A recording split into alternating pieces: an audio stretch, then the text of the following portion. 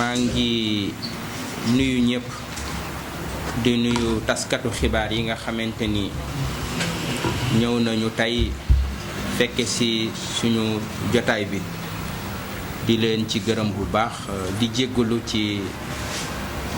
tardé bi nga xamante ne am na ci conférence de presse bi maa ngi tàmbali sama kàddu ci jaale sama xarit sama doomu ndey Guy Marius Sagna nga xam ni dafa ñàkk wéyjuram bu góor Célestin Sagna di suñu wéyjur yàlla jële ko fi ñu koy ñaanal suñu boroom yàlla xaare ko àjjana di ko ñaanal yàlla xëpp ko yërmande di wax Guy Marius Sagna mu muñ waaye di wax wéyjuram woowu dundam am na solo ndax am solo googu weesuwul mu jox ñu ku toll ni Guy Marius Sagna ci Sénégal ak Afrique Guy Marius Sagna ci xeexam Guy Marius Sagna ci taxawaayam Guy Marius Sagna ci jàmbaarteem ci aw fitam ci taxawu néew gi doole ci jamono bu ne ci waxtu wu ne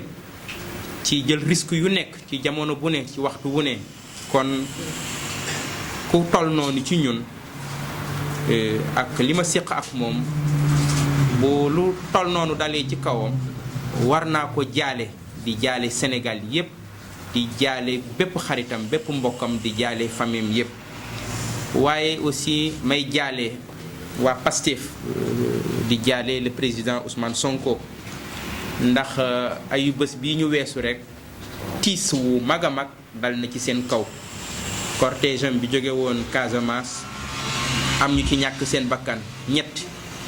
ñi ci ñàkk seen bakkan am na ci koo xam man dama ko xamoon particulièrement muy photographe bi muy caméraman bi Ibrahima Fall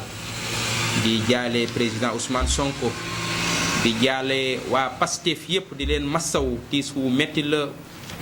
di jaale aussi Ibrahima Fall ak ñeneen ñi nga ak famille ak ñeneen ñi nga xamante ni ñàkk nañ ci seen bakkan di ñaan yàlla xare leen àjjana yàlla xëpp leen yërmande lu mel nii bañati fee am accident bu mel noonu. bu loolu weesoo conférence de presse bi dañu ko woote woon ngir àddu ci actualité bi nga xamante ni moo nekk ci réew mi actualité boobu li ci gën a feeñ mooy li xew démb ci Ndakaaru muy jëf ju ñaaw di violence boo xamante ni force de sécurité yi wane nañ ko police ak gendarmerie démb wane nañ ko ci Ndakaaru teg ko ci askanu Ndakaaru teg ko ci population Ndakaaru waaye aussi teg ko ci ay leader politique yu nekk ci opposition bi yoo xam ni liñ leen di teg tuuma mooy ànd guñ àndoon ak Barthélemy Diaz démb bi muy wuyu ci procès bi ñoom ñu mobilisé wu ànd ak Barthélemy Diaz gunge ko police jim leen humilier police agressé leen police dal ci seen kaw ba li ñuy wax état de droit soo xoolee image yi da ngay xam ni état de droit moom amul Sénégal li fi am mooy état de police loolu ñu bëgg ko ñaawlu ndaxte agression bi ñu agressé Barthélemy Diaz Ousmane Sonko ak Malick Gakou lu ñaaw la président Malick Gakou dem na ba mbaggam ci boppam déboîté wu loolu lu ñaaw la lu ko fi jar ndax ànd ak Barthélemy Diaz gunge ko tax ñu teg leen boobu violence bi nga xam ne dara mënu ko expliquer ñi ngi koy ñaawlu bu baax a baax a baax di artu président Macky Sall mu xam ni procès Barthélemy Diaz bi li daan am 2019 wonni na lu tax loolu moom bi mu toogee ci nguur gi ba léegi saa noonu la def ci dossier Karim Wade 2019 noonu la def ci dossier Khalifa Sall fexe ba ñooñu bokkuñu ci élection yi ñi ci des mu fexe ba taxawal parrainage am boo xamante ni ku ko neexul mu sempi la doo ci bokk. mu gis taxawaayu Barthélemy Dias ci Dakar Yewwi Askan Wi ngemb ko mu nekk candidat Yewwi Askan Wi nekk candidat bi ëpp doole ci Dakar waa Dakar yépp xam ni élection yi bu jaaree ci yoon moom moo koy gañe loolu tiital leen ñu fexe def ay pexe pour Barthélemy Dias bañ a nekk candidat. procès bi dara beesu ci 2011 ba léegi lan moo bees ci procès bi li xewoon 2011 dañ ni woon Barthélemy Dias dañ ko tooñ président Macky Sall mi jiite réew mi moom 2011 waxoon na ni Barthélemy Dias dañ ko tooñ Macky Sall mënul wax 2011 Barthélemy Dias dañ ko tooñ tey 2021 muy fexe dal ci Barthélemy Dias déedéet la mu waxoon démb na nekk ci wax jooju ba léegi ñun de la ñu waxoon démb muy 2011 ci loolu la ñu nekk ba léegi muy Barthélemy Dias dañ ko tooñ dañu agressé maireem kon ñun Yewwi Askan Wi ñun FDS les Guelwaar tey la ñu gën a jàppale Barthélemy Dias tey lañ ko gën a ngemb tey lañ gën a taxaw ci wetam di yëgle di xamle ni le 1er décembre incha allah dinañu ànd ak moom mobiliser wu waat taxaw ci wetam ca Macky Sall na xam ni Barthélemy Dias mooy candidat Yewwi Askan Wi Barthélemy Dias mooy suñu candidat Barthélemy Dias moom la ñu ngemb te dinañu ko gunge jàppale ko taxawu ko ba mu gañee Dakar loolu dinañu ci nekk bu baax a baax a baax président Macky Sall li ñu koy ñaan mooy élection yu libre et transparente li woon ni na li mu defoon 2019 mënul nekk bi yoon kon na élection yi jaar ci yoon élection yi jaar ci yoon mooy lan mooy képp ku bëgg a bokk ci élection yi nañu la bàyyi nga bokk ci élection yi liste opposition yi bëgg a bokk ci élection yi yépp muy liste Yewwi Askan Wi muy liste Wallu Askan Wi wala muy liste Bougane Gueye Dany wala beneen liste bu mu ci mënti doon liste yooyu nañu leen bàyyi ñu bokk ci élection yi. Je m'adresse au président Macky Sall élection mënul am le 23 janvier 2022 lu dul liste yi war a bokk yépp ñu bàyyi leen ñu bokk di arafto préfecture yi préfet yi ak sous-préfet yi nañ doxal yoon nañ doxal dëgg nañu bàyyi opposition bi déposer ay listam ñooñu bokk ci jongante yi waaye aussi di wax magistrat yi nañ jël seeni responsabilité li askan wi di xaar ci ñoom li société sénégalaise bi di xaar ci ñoom ñi matal ko ba lii préfet yi bëgg a doxal ñoom ñi bañ ci ànd fexe ba liste opposition yi liste Yewwi Askan Wi bokk ci élection yi ci loolu ñi ngi ciy gërëm cour d'appel bu Ndar bu Saint-Louis wane nañ jàmbaar ak fit ndax fexe nañ ba liste Yewwi Askan Wi fële ci Matam ñëwaat bokk ci jongante bi ñi ngi ciy gërëm aussi cour d'appel bu Thiès ci seen liggéey ci seen fit fexe nañ ba liste Yewwi Askan Wi fee ci Mbour ñëw wax préfet na ko jël mën a bokk ci jongante bi loolu magistrat yooyu def ci cour d'appel yooyu moom la ñuy xaar ci cour d'appel yépp ba fépp fu opposition bi war a am liste opposition bi ñu man ko may mu bokk ci jongante yooyu ndax loolu la Macky Sall bañ ndax xam na ni bu opposition bi bokkee ci jongante yooyu sondage yi mu am wane na ko ni dina ñàkk dëkk yu baree bari ci Dakar ci Sénégal ville yu baree bari ci Sénégal commune yu baree bari ci Sénégal ndax Yewwi Askan Wi mooy coalition bi ëpp doole mooy coalition bi Sénégal jox xol jox loxo mooy coalition bi nga xamante ni moom moo jublu askan wi moom la askan wi bëgg a jàppale moom la askan wi bëgg a taxaw moom la askan wi bëgg a fal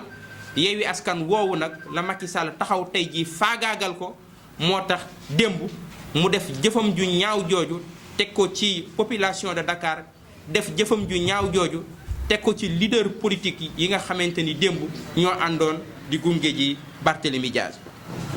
waaye ma taxaw ci beneen poñ boo xamante ni bërki démb bi nga xamante ni coalition boobu may bañ a tudd nga xam ni luubal ak ger ak corruption ak yàq ak toloxal réew mi ba ñu toogee ci réew mi ba léegi 2012 coalition boobu loolu ci lay xëy di ci gont muy coalition Benno Bokk Yaakaar xaw ma ban yaakaar lañ bokk xanaa yàq réew mi. coalition boobu keroog bi ñuy def conférence de presse dafa am suñu benn mbokk waa Thiès di suñu mbokk dëkk Thiès di suñu mag mu dëkk Thiès mu am ci taxawaay boo xamante ni taxawaay bu ñaaw la, taxawaay bu rafetul la, taxawaay boo xam ne gàkkal na deru Thiès, taxawaay boo xamante ni toroxal na image yu Thiès. képp ku dëkk Thiès boo dégloo Yankhoba Diattara rek bërki démb ak déglu ko fan yi di nga am lu la metti torop torop torop, ndax Thiès méritowul ay représentant yu mel ni moom.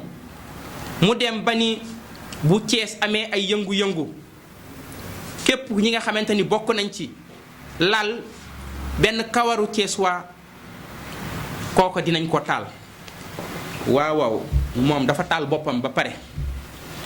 taal boppam ci safara weddi sa bopp, taal boppam ci reniement politique, taal boppam ci wax weddi, taal boppam ci wàccu lekk, taal boppam ci transhumance politique, taal boppam ci safara corruption politique, taal boppam ci ñaawteef goo xamante ni waa Thiès gisuñu ci seen bopp, waa Thiès seen der yàqu na ci. kon ku xaru ba pare ca marché ba taal boppam ci safara weddi sa bopp, kooka bu ne day entraîner jeunesse su Thiès ci taal leen jeunesse su Thiès dañ koy arrêté. lu tax jeunesse su Thiès di ko arrêté? lu tax Thiès di ko arrêté? moom mbubu ministre bi mu sol dafa ëpp ci moom. bu ngeen xoolee cëfër-cëfëram fan yii tëb dalam ci télé bi da nga naan waa Thiès lan la ñu def yàlla, waa Thiès lan la ñu def Sénégal ba Macky Sall mën a jël ñu mel ni Yankhoba Diattara climatiseur salle de banque bi ëpp ci ñoom ba mujj ñu am ay taxawaay yoo xamante ni ku leen di gis da nga naan waa Thiès lan la ñu def yàlla. Thiès de dëkku ngor la, Thiès de dëkku dignité la, Thiès de dëkku bañ la. Yankhoba Diattara su xamul Thiès, xamul histoire Thiès, na delluwaat ci l'école yi xam lan mooy histoire Thiès, lan mooy Thiès waa, lan mooy taxawaayu ku dëkk Thiès. su ko xamoon buy représenter Thiès ci institution yi, moo xam parlement la, moo xam dans un gouvernement la, moo xam dans un conseil départemental la, moo xam dans une mairie la, dina xam ni am na loo xam ni du cëru waa Thiès. Thiès moo ëpp loolu. su gëstoo histoire dina xam ni ñun Thiès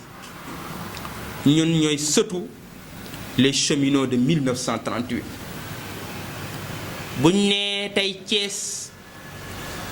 ku fa yëngu di xeexal opposition wala ngay bañ nañ la taal, ah ku wax loolu xamul ni le 27 septembre 1938 ay doomi Thiès dañu jàkkaarloo woon ak pouvoir colonial bi, nekk ay cheminots, nekk ay ouvriers, ñi nekk ay peintres, ñi nekk ay chauffeurs, ñi doon xeex ngir amélioration seen dundin. pouvoir colonial bi envoyé leen force de sécurité ñu tiire ci ñoom le 27 septembre 1938 à la cité Balabé. ay doomi Thiès tëdd fa 1938 ba léegi ñooñu ñu leen di jooy duma mus a toq ci di fàttali seeni tur ndax ñooñu kenn waru leen a fàtte. Thiemoko Konaté, Mamadou Gueye, Samba Gueye, Alioune Cissé, Abdoulaye Thiam, Domingo Mendy ñi ngi tëdd Thiès le 27 septembre 1938 ci xeexal ay cheminots. Yankhoba Diattara de xamul ni ñun waa Thiès ñun ñooy sëtu ñi tëdd Thiès le 27 septembre 1938. Yankhoba Diattara de xamul ni ñun waa Thiès ñun ñooy sëtu Ibrahima Sarr. La grève des cheminots de 1948 grève boobu nga xam ni mi ngi tàmbali le 10 octobre 1947 jeex le 19 mars 1948 di grève bu yàgg. nee nañ sax ci histoire syndicalisme ci Afrique de l'Ouest mooy grève bi ci gën a yàgg. grève boobu waa Thiès jiite ko am ci ay taxawaay ba Sembène Ousmane bind ab livre les bouts de bois de Dieu rendre ci hommage les cheminots de 1948 rendre ci hommage Ibrahima Sarr ba Ibrahima Sarr bokk na ci ñi ëpp ay turandoo ci Afrique. boo demee Mali wala nga dem Niger bari na Ibrahima yooyu dégg ay turandoo Ibrahima Sarr la. Yankhoba Diattara moomu de xanaa xamul ni ñun waa Thiès ñun ndawi Thiès tey ñun ay doomu ay sëtu Ibrahima Sarr ak ay sëtu ñun ñooy rakku génération malsaine de 1988. ku dëkk Thiès ku ne xam nga lan mooy jeunesse malsaine. keroog ba Abdou Diouf waree dugg Thiès xale yi Thiès mobilisé wu ndax Thiès nekk dëkku bañ di xeex ngir alternance ñu mobilisé wu Thiès xañ Abdou Diouf mu dugg Thiès 1988 ba Abdou Diouf traité leen de jeunesse malsaine. Yankhoba Diattara boobu bu xamoon histoire Thiès dina wàññi gën a dal gën a nite gën a jëf ak wax lu méngoo ak Thiès lu méngoo ak valeur Thiès lu méngoo ak histoire Thiès lu méngoo ak tradition Thiès lu méngoo ak palaasu Thiès ndax Thiès dañ koo wàcce palaasam ñun ñu war a delloo palaasam Thiès. Yankhoba Diattara moom bu xanaa xamul ni ñun ñooy ñi nga xamante ni ñoo yoroon xalaatu 2000 nekk lycée El Hadji Malick keroog ba Abdou Diouf waree ñëw Thiès le 24 février ñun ñooy élèves yi nga xamante ni ñoo bloqué woon Thiès ni Abdou Diouf du dugg Thiès ba police ñëw encercler le lycée Malick Sy de Thiès ba police ñëw dal ci suñu kaw blessé ñu gaañ les blessures que je traîne jour boobu xanaa xamul ni xale yooyu màgg nañ xanaa xamul ni Thiès dafa am place. Yankhoba Diattara moomu ñoom de wàcce nañ Thiès place am ñun ñu bëgg a delloo Thiès place am moo tax toroxal bi ñuy toroxal Thiès fan yi ci télé bi ci rajo yi toroxal bi ñuy toroxal Thiès ci weer yi ñu génn indil ñu nitu Thiès doyal nañ ci Thiès doyal nañ ci sëkk. Désormais nous défendrons l'image de Thiès ñun dañu am mission li nga xam ni mooy tradition Thiès di bañ di fulla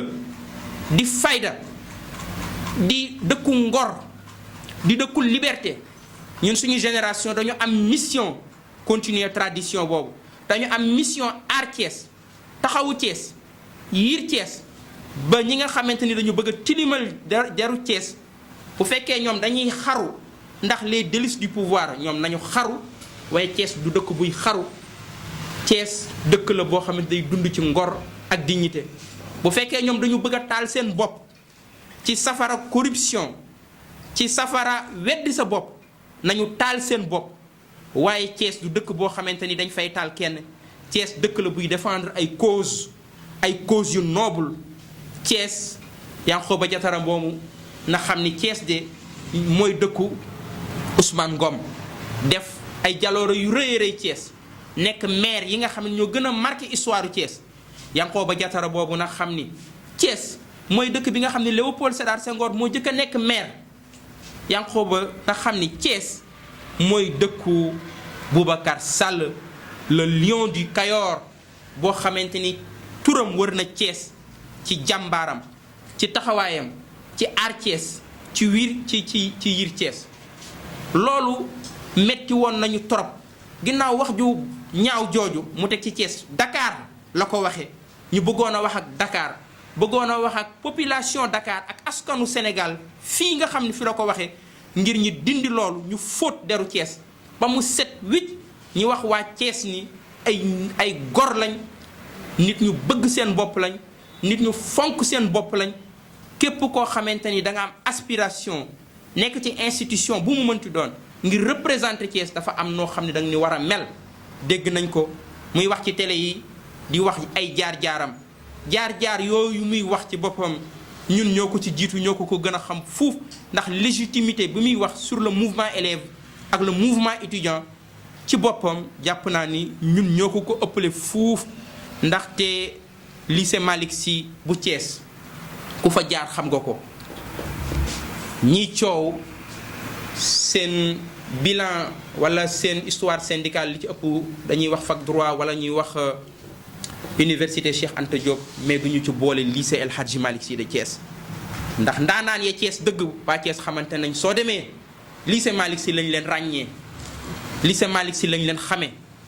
ñun nag ñu am un contrat qui nous lie avec Thiès. ci première question bi muy dafa war a wuyu ji le 1er décembre nga ni nan lañ koy gungee ca moom nee na du wuyu ji li ma bëgg a xamal mooy moom décision bu mu jël ci décision boobu dinañ ko ci gunge su fekkee dafa jàpp ni wërta wuyu ay avocat am gis ni wërta wuyu gis ni ay droits am sont bafoués gis ni dañ ko bëgg a xañ mu dem campagne ndax ce sera à la veille de la campagne électorale bu fekkee jàpp nañ ni boobu jot na ba ñu analyser ñu jàpp ni c'est la meilleure attitude lu mu war dinañ ko ci def dinañ ko ci gunge ci décision boobu bu fekkee aussi waxtaan nañ ak ay avocat mu waxtaan ak ay ñoñom waxtaan ak ñi nga xam ne ñoom la bokkal opposition bi mu jàpp ni dafa war a wuyu ji bu boobaat bu fekkee day demaat dinañ ko gunge soo déggee gunge bi loolu la baneen bi mooy démb nga ni bi muy dem ci yoon bi waxal nañ ko ni procès bi renvoyé nañ ko ñoom defuñu benn problème parce que am na benn moment négocier nañ ak la police wax ni dañu bëgg a ñibbi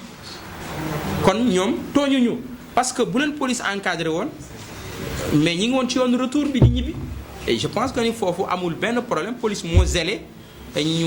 matee ñàkk a wane je pense bien taxawaay bu mat sëkk mais jàpp naa ni ku yor sa oto dugg ci di dem di ñibbi jàpp naa ni jarul violence bi nga xamante ni teg nañ ko démb Barthélémy Diaz ak Ousmane Sonko ak Malick Gakou ma war a taxawaat ci Malick Gakou di ko massaw bu baax a baax parce que dañ ko gaañ man dem naa démb seeti ko këram ci guddi gi président Malick Gakou ku Sénégal amee njukkal la dañu ko gaañ jëm ko toroxal agressé ko physiquement ba atteindre ko loolu du lu rafet loolu du lu ñaaw ndaxte Malick Gakou am na lu mu représenté ci réew mi même ku représenté wul woon dara ci réew mi sax waruñu leen a teg ñoom li ñu leen teg démb ca dara wundu ko lu dul wut toroxal ay opposants rek Macky Sall loolu la doon wut toroxal Ousmane Sonko toroxal Barthélémy Diaz toroxal Malick Gakou loolu donc la doon wutul woon laneen et je pense que ni loolu opposition bi dina ci taxaw indi ci une réponse à la prochaine fois. D'accord, une autre question. Oui. wala ambiguïté bu amee mooy ñi amoon position 2011 ba mu jaral leen ñu sol seen dàll sol seen mbubb dem seeti Barthélémy Diaz ak papaam image yi nekk ci YouTube bi ñu dem jël kaddu di ay kilifa àdduna di leen déglu ñu ne Barthélémy Diaz dañ ko tooñ Barthélémy Diaz dañ ko toroxal dinaa ko jëlal avocat lan moo dox ci diggante bi ba lañ waxoon démb ñoom ñu mën a weddi seen bopp bu ambiguïté amee ci ambiguïté ñi ngànk nguur gi parce que ñi ngànk nguur gi nag ñun ak ñoom 2011 ñoo nekkoon ci opposition bi muy waa parti socialiste keroog bi ñuy mobiliser aux maisons du parti di def conférence de presse bu mag ba di jël ay avocat di défendre Barthélémy Diaz ñooñu tey ji ñi ngi ci nguur gi ñi ngi ànd ak Macky Sall lan moo changé ci diggante bi li changé ci diggante bi mooy position yi ñu am teraanga yi ñu am teraanga yi leen Macky Sall jënde loolu moo changé ci diggante bi mais ambiguïté ñun amul ci suñu position ndax Barthélémy Dias lii muy wax tey moom la doon wax 2011 moom la doon wax 2012 2014 bi ñu ko génnee dugal ko ci liste loolu la doon wax nañu ma juger musul changer position ñun ñi nga xamante ni ñoo àndoon ak moom 2011 aussi musuñu changer position ci taxaw ak moom kon ambiguïté bi mooy ñi nga xam ne démb dañu amoon ñun mënuñu am confiance ci justice. Je suis très clair je le dis man bu benn citoyen sénégalais ñëw ni ma docteur Babacar Diop amal confiance ci justice man dama dem prison encore une fois de plus dañu ma agressé Rebeuss encore une fois de plus ma porté plainte Samba Sall yàlla na ko yàlla yërëm xare ko àjjana plainte bi léegi mu am 2 ans ñi agressé ma à la prison de Rebeuss ma identifié ñi ma agressé sama avocat maître Moussa Sarr bind plainte ñu déposé plainte mais xanaa man am naa war naa am dignité droit ñu woo ma au moins entendre ma mais na ma justice woo au moins entendre ma mais ñu jël sama plainte ranger ko ñi ma agressé di dox seen i tànk di doxi seen i loxo seen i tànk ci dëkk bi di doxi man xanaa bokkuma ci Sénégal mais sama plainte na ci nit ñi wax man dañu ma agressé à la prison de Rebeuss bi ma génnee prison Rebeuss toog naa lu mat 2-3 semaines yoo xam ne mënuma julli su may julli dem mënuma banque sama tànk mënuma ko banque bi ma génnee Rebeuss SAES daf ma yóbbu dans une clinique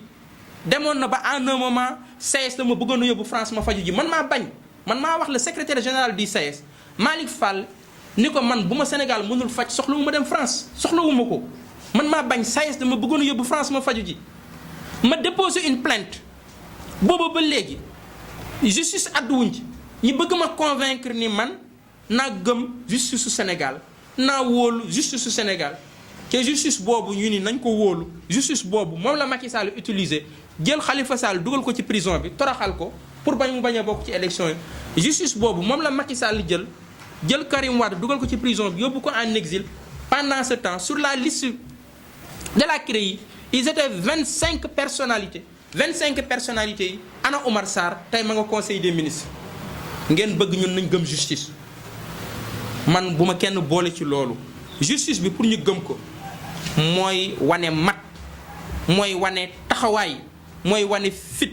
mooy wane njàmbaar ni ci dëgg lay dox ni ci ak njub lay dox man de sama plainte baalewu ma waaw moo xam kañ la fii ak 10 ans plainte bi ma déposé ci justice